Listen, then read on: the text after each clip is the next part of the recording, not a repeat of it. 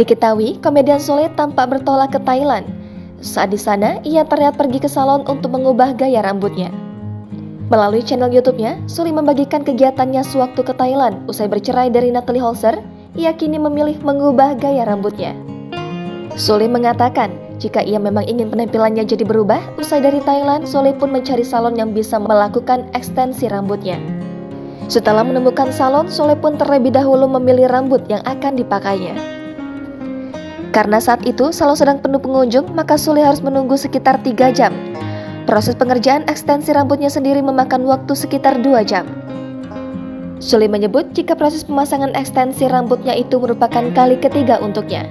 Prosesnya sendiri tidak sakit dan sama saja seperti proses ekstensi rambut pada umumnya.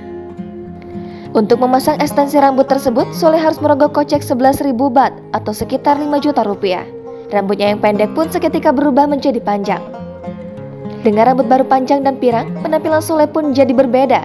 Ia kini jadi mirip seperti dulu ketika rambutnya masih gondrong.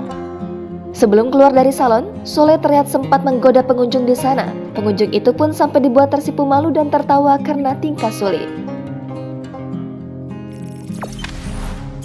Jangan lupa subscribe, share, komen, dan like ya!